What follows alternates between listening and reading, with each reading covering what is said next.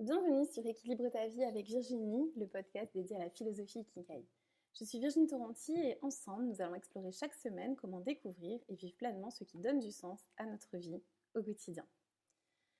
Alors, je vous rappelle, il y a 15 jours, nous avons plongé dans le premier pétale de l'Ikigai, le pétale de la joie, le pétale de ce qui nous fait vibrer, le pétale de ces activités qui nous mettent dans cet état de flow.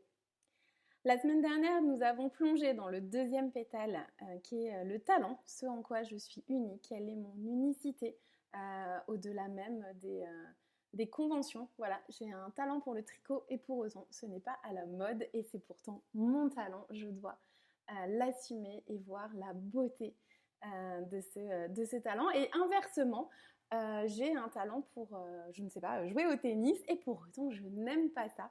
Donc on commence un petit peu à percevoir à quel point il est important de se plonger dans les pétales avec authenticité et avec recul.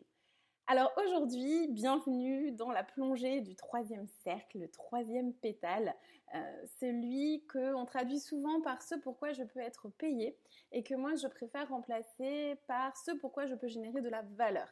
C'est vrai qu'aujourd'hui, dans notre société, notamment occidentale, on est très lié par le pouvoir de l'argent. Or, l'argent n'a pas spécialement de pouvoir, hein. On ne peut pas acheter une santé avec de l'argent, on ne peut pas acheter une amitié avec de l'argent.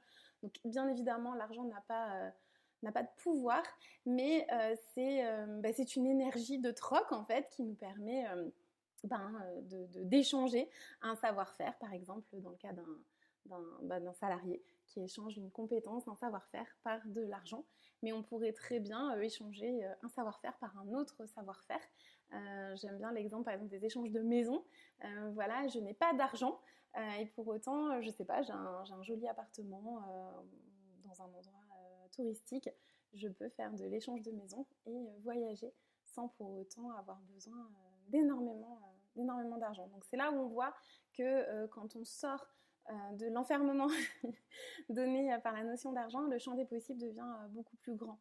Donc ce pétale-là, il nous invite à nous poser cette question vraiment de la valeur ajoutée et à sortir de cette tyrannie, j'ai envie de dire, de la note quand on est étudiant et de cette illusion de croire que parce que j'ai une bonne note, j'ai une plus grande valeur ou j'ai des mauvaises notes, donc j'ai peu de valeur.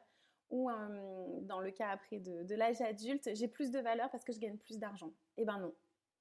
Non, notre valeur, encore une fois, elle est inestimable, quelles que soient nos actions. Et elle n'est pas dépendante en aucun cas, ni d'une note, ni d'un salaire. Pour autant, il est important d'en prendre conscience. Alors on y va. Ce pourquoi je peux générer de la valeur, quelle est ma valeur ajoutée. Donc les questions un petit peu, je vous invite à reprendre votre stylo, les questions à se poser pour plonger dans ce troisième pétale. Mais, par exemple, quel métier vous souhaitiez faire quand vous étiez adolescent?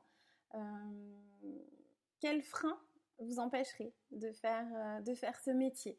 Dans ces questions-là, on va vraiment chercher effectivement au-delà des qu'en dira-t-on, au-delà peut-être des parents, des enseignants, des éducateurs, des choses où on sent bien qu'on a une valeur ajoutée et il nous faut maintenant la mettre en lumière.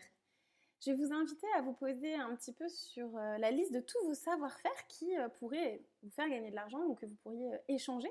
Si par exemple je vous dis que moi je peux vous donner des cours de guitare, qu'est-ce que vous pouvez me donner en exemple? Quelles sont ces compétences que les autres auraient envie de s'offrir?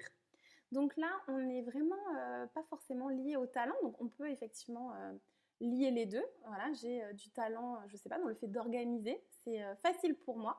Et je peux générer de la valeur en organisant, par exemple, je ne sais pas, un mariage. Mais indépendamment, je peux aussi avoir de la valeur à organiser sans que ce soit un talent. Voilà, très clairement, c'est une compétence qui me demande de l'énergie. Il n'y a pas cette facilité qu'on peut retrouver dans le talent. Pour autant, très clairement, ça a énormément de valeur.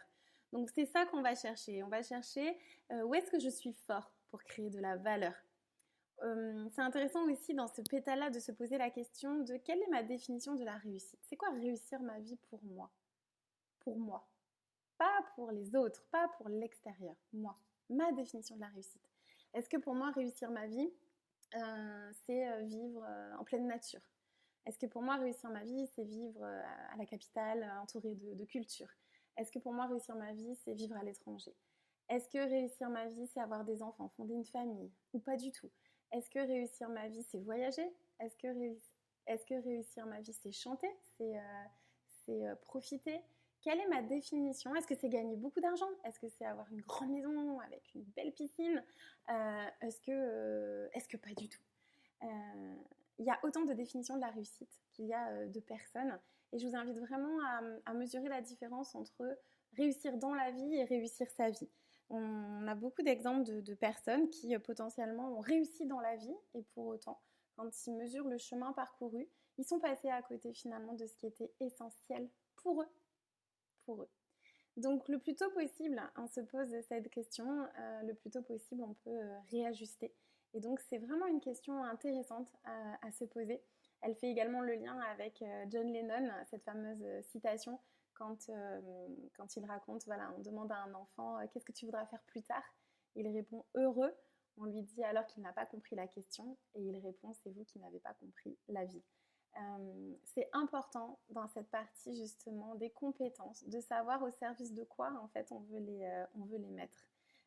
Pour moi, je veux générer de la valeur, je peux générer de la valeur quand je suis dans un environnement de nature, quand je suis baignée de culture, quand je suis en famille, quand je suis entre amis, quand je suis en voyage en solitaire. Notez un petit peu tout ce qui vous permet de subvenir à vos besoins aujourd'hui et qui pourrait vous apporter d'autres ressources pour demain. On parle ici vraiment, c'est un pétale qui est très pragmatique, on parle ici des compétences techniques, des compétences humaines. Alors vous allez me dire non, j'y arrive toujours pas. Ok, alors vous allez réfléchir, identifier 3 moments importants de votre vie où vous avez pu apporter une vraie valeur ajoutée à une organisation humaine. L'école, l'entreprise, l'associatif, la famille, les amis. N'hésitez pas à demander autour de vous. Oui, c'est vrai que tu as une vraie valeur ajoutée pour organiser. Voilà, c'est vraiment une compétence que je vois en toi. Tu as une véritable compétence pour écouter. C'est peut-être pas un talent, encore une fois, vous voyez? Enfin, c'est peut-être un talent et c'est aussi une compétence, mais ce n'est peut-être pas un talent, encore une fois. Le talent ne vous demande pas d'énergie, au contraire, même après avoir pratiqué votre talent, vous remontez. Vous avez un talent pour dessiner, vous dessinez, votre énergie à la montée. Les compétences, c'est pas forcé. Moi, par exemple, j'ai une vraie compétence pour organiser. Pour autant, c'est absolument pas un talent, ça me coûte énormément, mais c'est vraiment une compétence que je peux troquer contre un salaire, par exemple. Vous voyez?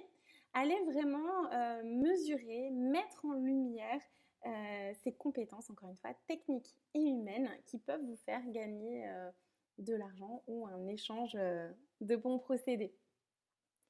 Voilà, je vous invite à ne pas hésiter à se replonger dans le premier pétale de la joie, le deuxième pétale du talent, puis enfin ce troisième pétale de la valeur ajoutée et des compétences. On commence là à mesurer un petit peu la beauté de cet ikigai et de cette responsabilité à plonger dans le chemin de la connaissance de soi. Je vous souhaite une très belle journée. La semaine prochaine, on plonge dans le dernier pétale qui est le pétale du sens. Je me réjouis d'avance de partager cet échange avec vous. Belle journée!